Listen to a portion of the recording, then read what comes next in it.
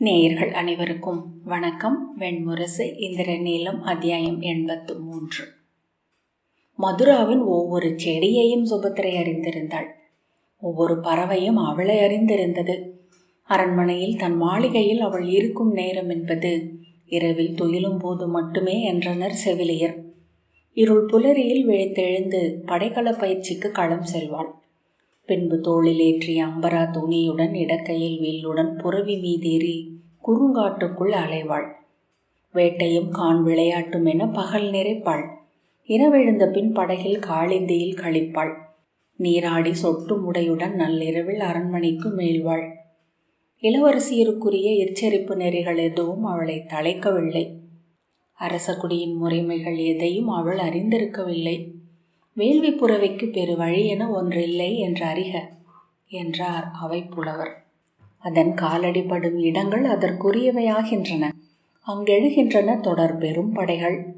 பின்பு அவை அழியாத பெரும் பாதைகள் என்றாகின்றன. இப்புவியில் பாதை கட்டி ஒழுகுபவர் கோடி, பாதை சமைப்பவர் சிலரே. அவர்களையே தெய்வங்கள் அறிந்திருக்கின்றன. மதுராவிலும் மதுவனத்திலும் என அவள் வளர்ந்தாள். பிற நிலங்களை அவள் விரும்பவில்லை. இளமையில் ஒரு முறை தன் முதற் தமையனின் தேரிலேறி துவாரகைக்கு வந்தாள். அன்று பேரூரு கொண்டு தலைமேல் எழுந்த தோரண வாயிலை முகில்குவை ஒன்று சரிந்து மண்ணில் இறங்கிய வளைவென எண்ணினாள். அந்த முகில் ஏன் வளைந்திருக்கிறது என்று தமையனிடம் கேட்டாள். அது முகில் அல்ல, வாயில் என்று அவர் சொன்னார். அவ்வாயில் வழியாக நம் நிழல்கள் மட்டுமே உள்ளே செல்லக்கூடுமா என்றாள். அவள் என்ன கேட்கிறாள் என பலராமர் வியந்து நோக்கினார். வெண்பளிங்கு பெருமாளிகைகள் சூழ்ந்த நகரம் அவளை அச்சுறுத்தியது. தமையனின் கைகளை பற்றி கொண்டு விழிகளால் ஒவ்வொரு மாளிகை தூணையும் தொட்டு தொட்டு வந்தாள். வானிலிருந்து முகில் நெறிகள் புரி சுழல் பாதையில் இறங்கி படிந்தவை போல் இருந்தன அம்மாளிகைகள். மூத்தவரே, இவை விண்ணிலிருந்து இழிந்தவையா என்றாள். இல்லை, இவை மானுடரால் கட்டப்பட்டவை. யவனரும் சோனகரும் பீதரும் கலிங்கரும் தென்னவரும் இணைந்து எழுப்பியவை என்று சொல்லி அவள் இடையை ஒற்றை கையால் வளைத்து சுழற்றி தூக்கி தன் தோளில் அமர்த்தி கொண்டார் பலராமர். மலைத்த விழிகளுடன் ஒளிருமுவற்றின் சுவர்களையும் மாட குவைகளையும் நோக்கி வந்த சுபத்திரை, இவை இமயத்து உப்பு கற்களால் கட்டப்பட்டவையா என்றாள். இல்லை, யவன நாட்டு வெண்பளிங்கால் ஆனவை. வேண்டுமென்றால் அருகே சென்று நோக்கு என்றார் பலராமர். இம்மாளிகைகள் ஏன் நகைக்கின்றன என்றாள். திரும்பி நோக்கி வெடித்து சிரித்து, ஆம், அந்த தூண்கள் எல்லாம் பல்வரிசை போல் இருக்கின்றன என்றார் பலராமர். மூத்தவரே, இவை மழை பெய்தால் உருகிச் செல்லுமா என்றாள். மழை பெய்தாலா என்று கேட்டபின் சிரித்து, உருகுவதில்லை தங்கையே, இவை உறுதியான கற்கள் என்றார். தலையசைத்து, இல்லை, இவை உருகி வழிந்தோடிவிடும், நான் நன்கு அறிவேன் என்றாள் சுபத்திரை. எப்படி தெரியும் என்றார் பலராமர். அறிவேன், அரண்மனைக்கு சென்ற பின் இளையவரிடம் கேட்கிறேன் என்றாள் சுபத்திரை. கண் மூடினால் இவை நெறிந்து விரிசலிடம் ஒலியை கூட கேட்க முடிகிறது மூத்தவரே. அரண்மனை வாயிலில் அவளை எதிர்கொண்டு அள்ளி தன் நெஞ்சோடு அணைத்து தூக்கி கொண்ட இளைய யாதவர், ஏன் என் இளவரசியின் விழிகளில் அச்சம் எஞ்சி இருக்கிறது என்றார். எதிர்வரும் மத களிற்றை அஞ்சாதவள் என் நகரை அஞ்சுகிறாள். இது மழையில் உருகிவிடுமாம் என்றார் பலராமர். உருகிவிடுமாம் மூத்தவரே என்றாள் சுபத்திரை குனிந்து புன்னகையுடன். ஆம் தங்கையே, ஒரு நாள் இவை முற்றாக உருகி மறையும். ஒரு சிறு தடம் கூட இங்கு எஞ்சாது என்றார் நீலன். அவ்வெண்ணமெனில் இவை உப்பால் ஆனவை அல்லவா என்றாள் அவள். ஆம், இவையும் ஒரு வகை உப்பே என்றார் யாதவர். அவளை வருக என்று அழைத்து சென்று அவளுக்கென அமைக்கப்பட்ட அணி மாளிகையை காட்டினார். அங்கு அவள் நீராட வெண்பளிங்கு சிறு குளம் இருந்தது. அதனுள் மலர் மனம் நிறைந்த நன்னீர் நிரப்பப்பட்டிருந்தது. பொன்னும் மணியும் பளிங்கும் தந்தமும் சந்தனமும் கொண்டமைத்த களிப்பாவைகள் இருந்தன. மலர் பந்து விளையாட தோழியர் நின்றிருந்தனர். உணவூட்ட தோழியரும் அணி செய்ய ஏவலரும் சூழ்ந்திருந்தனர். அவளோ உப்பரிகைக்கு சென்று நின்று உச்சி வெயிலில் ஒளிவிட்ட மாளிகைகளை நோக்கி உப்பு குவியல்கள் இவை என எண்ணிக்கொண்டாள். அங்கிருந்து விழி திருப்பி கீழே அலையடித்த பெருங்கடலை நோக்கினாள். அன்னையே, இக்கடல் காலிந்தியை விட பெரிதா என்றாள். செவிலி புன்னகை செய்து, காலிந்தி சென்றனையும் பெருவெளி இதுதான். அதை போன்ற ஒரு 100 பெரு ஆறுகள் சென்று நிறைந்தாலும் ஒரு துளியும் கூடாது தேங்கிய நீர்ப்பரப்பு என்றாள். நீலத்தொடுவானை நோக்கி விம்மி நின்ற பின், இந்நீர் அருந்துவதற்குரியதா என்றாள். இல்லை என் கண்ணே, வெறும் உப்பு வெளி இது என்றாள் செவிலி. அந்த உப்பு அலையில் திரண்டு கரையென வந்ததா இந்நகர் என்றாள். இது உப்பென்று எவர் சொன்னார்கள்? இது தூய வெண்பளிங்கில் எழுந்த மாநகர் அல்லவா என்றாள் செவிலி. இளையவர் சொன்னார் என்றாள் சுபத்ரை. பின்பு நீர்வெளியை நோக்கி நெஞ்சு மறந்து நின்றாள். தொலைவில் நின்ற சூரிய வட்டம் ஒரு பொன் மத்தென தோன்றியது. அது சுழன்று சுழன்று கடைய அலைகள் விளிம்பை நக்கிச் சென்றன. அதில் பிறந்த வெண்ணுரையை நோக்கினாள். கடல் கடைந்த வெண்ணையோ உப்பெனப்படுவது? எவர் கடைத்து வழி துருட்டி வைத்தது இப்பெருநகர்? நீலம் பறந்த வெண்ணை நோக்கி அவள் அஞ்சி நின்றாள். கருமுகில் கோத்து அங்கு பெருமழை எழுமெனில் இந்நகர் முற்றிலும் கரைந்து மீண்டும் கடல் சேரும். இங்கு சொல்லெனும் சுவடு மட்டுமே எஞ்சும். அஞ்சி திரும்பி ஓடி பாய்ந்து செவிலியை அணைத்து முளைக்கோவிடுகளில் முகம் மறைத்து, அன்னையே, அஞ்சுகிறேன், நான் அஞ்சுகிறேன் என்றாள். ஏன் என் கண்ணே என்றாள் செவிலி. இந்நீலக்கடலுக்கு அப்பால் எங்கோ வஞ்சமென கருமுகில் எழுகிறது. பெருமழை அதன் கருவில் ஒளிந்திருக்கிறது என்றாள். அங்கொரு பெருவாயிலை கண்டேன். அது விண்ணோக்கி திறந்து வருகவென மழையை அழைத்து நிற்கிறது. அவள் சொல்வதென்ன என்று அறியாமல், நீலம் இந்நகராளும் அரசர் அல்லவா என்றாள் செவிலி. திகைத்தவள் போல் நிமிர்ந்து அவளை நோக்கி, ஆம், என் இளைய தமையன் அக்கடல் நீளம் கொண்டவர், விண்ணீளம் கொண்டவர் என்றாள். நீலத்தால் சூழ்ந்துள்ளது இந்நகரம், நீலனால் ஆளப்படுகிறது என்றாள் செவிலி. நீலத்தால் சமைக்கப்பட்டது இது. நீலம் இதை உண்ணுமென்றால் அதுவே ஆகுக. நாம் ஏதறிவோம் கண்ணே. அதன் பின் விளக்க ஒண்ணா சொல்லொன்று அவளை ஆற்றியது. நீலம் நீலம் என்று சொல்லிக் கொண்டிருந்தாள். நீலமறையும் நீலம், நீலத்துடன் ஆடும் நீலம். பின்பு அவள் துவாரகைக்கு வந்ததே இல்லை. மதுராவுக்கு திரும்பிய பின் தன் அன்னையிடம் சொன்னாள். அன்னையே, கடல் வெண்ணையால் அமைந்த நகரம் அது. நீலம் சூழ்ந்தது, நீலத்தால் ஆளப்படுவது. ரோஹிணி, நீ பேசுவது ஒவ்வொன்றும் சோதர் சொல் போல் இருக்கிறதடி என்றாள். இவற்றை பொருள் கொள்ள உன் இளைய தமையனால் அன்றி பிறரால் இயலாதென்று தோன்றுகிறது. அவள், நான் இனி அவரிடம் செல்லப் போவதில்லை, அவர் இங்கு வரட்டும் என்றாள். துவாரகைக்கு செல்வதை அவள் தவிர்த்தாள். 3 மாதத்திற்கு ஒரு முறை தந்தையை காண வரும் இளைய தமையனை எண்ணி ஒவ்வொரு நாளும் காலை கண் விழிப்பாள். ஒவ்வொரு இரவும் விழி அமைவாள். அவர் வந்து இறங்குகையில் புலரிக்கு முன்னரே வந்து நகரின் புறக்காவல் கோட்டத்து 8வது மாடியில் விழி நட்டு நின்றிருப்பாள். அவர் புறவியின் புழுதி விண்ணில் எழுவதைக் கண்டதுமே கூவியபடி பாய்ந்திறங்கி தன் புறவியில் ஏறி அதை வெண்ணாரையென வானில் பறக்கச் செய்து சென்று அவரை எதிர்கொள்வாள். புறவியிலிருந்தே தாவி அவர் தேர்தட்டில் ஏறிக்கொள்வாள். அவள் தோளை பற்றி, என்ன செய்கிறாய், நீ என்ன புல்லா என்பார். இளநீல புல்லென்று உங்களை சொல்கிறார்கள், நான் இணையென பறக்கும் வெண்புல் என்பாள். முன்னரே ஒரு வெண்மத வேழம் என்னுடன் இணையாக மண்ணில் ஓடி வருகிறது பெண்ணே என அவர் நகைப்பார். இருவரும் இணைந்து மதுராவுக்குள் நுழைகையில் ஒவ்வொரு முறையும் அந்நகரம் அதற்கு முந்தைய கணம் வான் எழினியில் வரைந்தெடுத்தது போல் இருக்கும். முதல் தழுவலுக்கு பிறகு விருந்தாடி விடை பெற்று மேலும் வரை தன் தமையனை எவ்வண்ணமேனும் தொட்டபடியே இருக்கவே அவள் விழைவாள். குடியவை அமர்ந்து அவர் உரையாடுகையில் அவர் அருகமர்ந்து அவர் மேலாடை நுனியை தன் கையால் பற்றி இருப்பாள். அவர் அரியணை அருகே குறுபீடத்தில் அமர்ந்து அவர் முழங்காலில் ஒரு கை வைத்திருப்பாள். இரவில் அவர் துயில்கையில் அம்மஞ்சத்தருகே அமர்ந்து அவர் கைகளை தன் தோளில் வைத்து முழங்கை அணிந்த கங்கணத்தை சுழற்றி கொண்டு இறுதி சித்தமும் உருகி துயிலில் விழும் கணம் வரை அவரை உணர்ந்திருப்பாள். விழித்தழுகையில் அவர் தொடுகையை உணர அவள் விழைவாள் என அவர் அறிந்திருந்தார். செவிலியரால் கொண்டு செல்லப்பட்டு தன் மஞ்சத்தில் துயின்று முதற் புல் குரல் கேட்டு அவள் விழிக்கையில் தன் அருகே புன்னகையுடன் அமர்ந்திருக்கும் தமையனையே வானென காண்பாள். மூத்தவரே, இன்று நான் ஒரு கனவு கண்டேன் என்று சொல்லி நகைத்தபடி எழுந்து அவர் கைகளை பற்றி கொண்டு சொல்லத் தொடங்குவாள். கனவுகளில் அவள் உலகில் மானுடர் என பிறவரும் எப்போதும் வந்ததில்லை.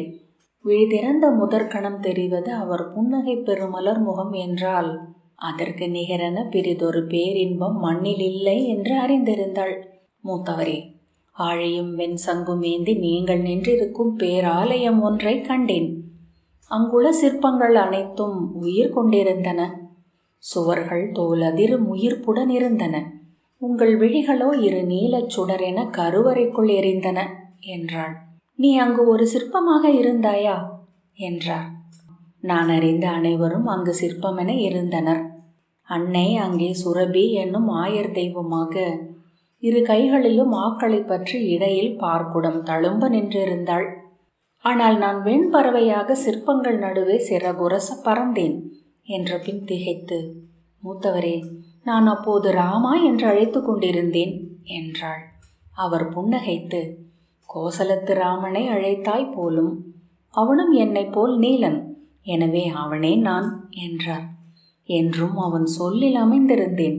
இன்று இவ்வண்ணம் இங்கு எழுந்தேன். மூச்சிறைக்க அவள் சொன்னாள். நான் அங்கு சூழப் பறந்தேன்.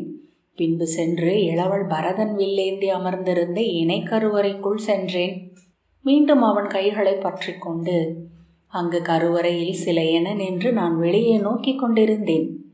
பெருந்தூண்கள் நிறை வகுத்த நிழலும் ஒளியும் ஆடிய நீள் தாழ்வாரத்தில் கிரௌஞ்சங்கள் உங்கள் பெயர் சொல்லி கூவிக்கொண்டிருந்தன. விந்தை, அவை கண்ணா என அழைத்தன. நீ ஏன் துவாரகைக்கு வருவதில்லை என்று இளையவர் கேட்டார். இங்கு மதுராவில் எழுந்தருளும் உங்களையே நான் விழைகிறேன். இங்கிருக்கும் நீங்கள் ஏறு தழுவும் யாதவ இளையோன். அங்கோ மணியொளிரும் முடிசூடி அமர்ந்திருக்கும் மாமன்னர். அது நீங்கள் உலவும் வானம். இது நீங்கள் வந்தமரும் சிறு மலர்கிளை. எந்தையே, இங்கேயே உங்களை காண விழைகிறேன் என்றாள் சுபத்திரை.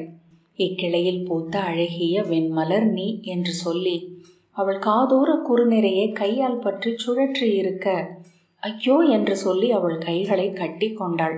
இன்று நாம் என்ன செய்யவிருக்கிறோம்? யமுனையில் ஆடுவோம் அல்லவா? அவர் அவள் மூக்கை பிடித்து இழுத்து, நாம் சிறு தோணியில் மதுவனம் செல்வோம், பாட்டனாரை கண்டு வருவோம் என்றார். ஆம் என்று அவள் எழுந்து அவர் தோள்களை பற்றி கொண்டாள். என்ன செய்கிறாய் மாயனே? இவள் உன்னையன்று பிரிதிலாதிருக்கிறாளே என்றாள். உன் செய்திகளை மட்டுமே கேட்கிறாள். நீ கற்ற நூலன்றி பிரிதொன்றை கற்காமல் இருக்கிறாள். இவள் கனவில் பிரிதொரு முகம் எழுவதே இல்லை என்கிறாள். அருகே இருந்த தேவகி சிரித்தபடி, தங்கையரப்படி தமையனின் நிழலாக அமைவதுண்டு. உளம் கவர்ந்த ஒருவன் வந்து கைப்பற்றும் கணம் வரைதான் அது என்றாள். தூண் பற்றி சுழன்று விளையாடி கொண்டிருந்த சுபத்திரை சீற்றத்துடன், அன்னையே, வீண் பேச்சு வேண்டியதில்லை. பிறிதொரு ஆண்மகன் என் கைப்பற்ற போவதில்லை என்றாள். பின் கன்னித்தவம் கொள்ளப் போகிறாயா என்ன? எங்கோ உனக்குரிய ஆண்மகன் பிறந்திருப்பான் அல்லவா என்றாள் தேவகி. அதே நான் அஞ்சுகிறேன் இளையவளே என்றாள் ரோகிணி. இவள் உளம் நிறைக்க வேண்டும் என்றால் உன் இளைய மைந்தனைப் போல 1000 விழிகளும் 10,000 கைகளும் கொண்டு இவளுடன் ஆடும் ஒருவனே வந்தாக வேண்டும் என்ற பின் நகைத்து, இவனே பிறிதொரு வடிவு கொண்டு வாராமல் அது நிகழப்போவதில்லை என்றாள். இளைய யாதவர் சிரித்தபடி, என் ஆடி நிழலொன்று இவளை அணுகட்டும் என்றார். அவ்வண்ணமேலில் நான் 7 முறை அவனை தேர்வேன். முற்றிலும் நீங்களே என்றான ஒருவன் என்றால் ஒழிய என் கைப்பற்ற ஒப்ப மாட்டேன் என்றாள் சுபத்திரை. ஆடி ஒன்று வாங்க வேண்டும், அவ்வளவுதானே என்று தேவகி நகைக்க, அந்த ஆடிக்குள் நான் புகுந்து கொள்வேன். என் பாவையையே அவ்விளையோன் மணப்பான். நான் ஒளிந்திருந்து நோக்கி நகைப்பேன் என்றாள் சுபத்திரை. ஆவணி மாதத்து ஏறு தழுவலுக்கு இளையவர் வந்திருந்தார். அவரை காண நகரை சூழ்ந்திருந்த யாதவ ஊர்களிலிருந்தெல்லாம் திரண்டு வந்த மக்கள் களம் நிறைத்து முகம் பேரலை என கொந்தளித்தனர். கொம்பு கூர்த்து மூச்சு சேரி மண் புரட்டி எதிர்வந்த 12 களிறுகளை வென்று அவர் கை தூக்கி ஆர்ப்பரித்தார்.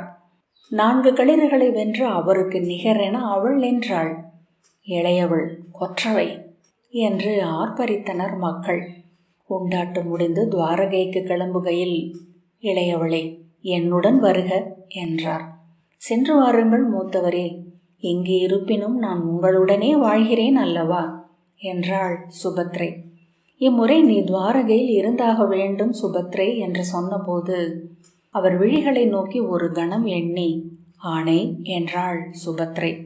உஜ்ஜயினி வரை நீர்வழியில் வந்து அங்கு ஒரு நாள் தங்கி பாலை பெருநிலம் கடந்து துவாரகை நோக்கி சென்றபோது அவ்வழியை புதிதென மீண்டும் கண்டாள். மண்டபங்கள் எழுந்திருந்தன, சுனைகள் தோண்டப்பட்டிருந்தன, வணிகர் நிறை மும்மடங்கு பெருகியிருந்தது. நகர் முன் எழுந்த பெருந்தோரண வாயிலை நோக்கிய போது தொலைவில் அது ஒரு சிறு கணையாழி என மணலில் கிடப்பதை கண்டாள். நகர் தெருக்கள் வழியாக செல்லும் போது, இளையவரே, இந்நகரை முதலில் பார்த்தபோதே இது உப்பாலானதா என்று வினவினேன், நினைவுள்ளதா என்றாள். ஆம், உப்பே என்று உரைத்தேன் அல்லவா என்றார் இளைய யாதவர். இன்று இது கற்பூரத்தால் ஆனதென்று தோன்றுகிறது என்று அவள் சொல்ல, ஆம், ஒவ்வொரு கணமும் காற்றில் கரைகிறது என்றார். ஏன் அப்படி எண்ணினேன் என்று 100 முறை எனக்குள் வினவி கொண்டு விட்டேன் மூத்தவரே. இது நிகரற்றதாக உள்ளது. மானுட திறனால் அமைந்ததாக அல்ல, மானுட விழைவின் உச்சமாக தன்னை காட்டுகிறது. நனவென எண்ணக்கூடவில்லை, பெரும் கனவெனப்படுகிறது. கலைந்துவிடும் என்ற அச்சமே கனவை பேரழகு கொண்டதாக ஆக்குகிறது என்றாள் சுபத்ரை. இளைய யாதவர் புன்னகைத்து, கனவென அல்லாத ஏதுமில்லை இப்புவியில் என்று வேதாந்திகள் உரைப்பதுண்டு. நான் ஒரு நூலை உனக்கு இப்போது பாடம் சொல்லலாம் என நினைக்கிறேன் என்றார்.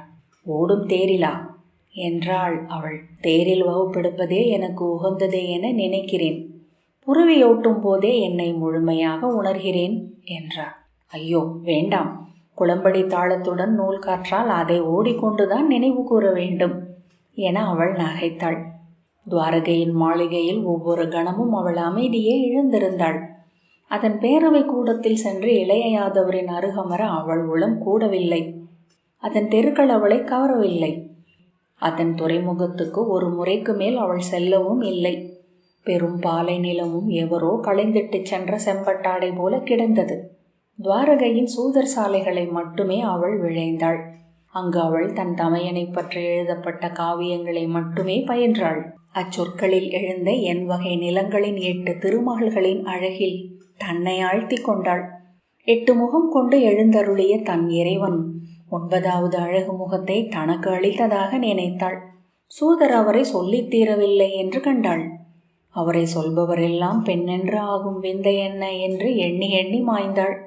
சொல்ல சொல்ல இனிமை கொண்டன சொற்கள். நவில்தோறும் எழுந்தது நூல் நயம்.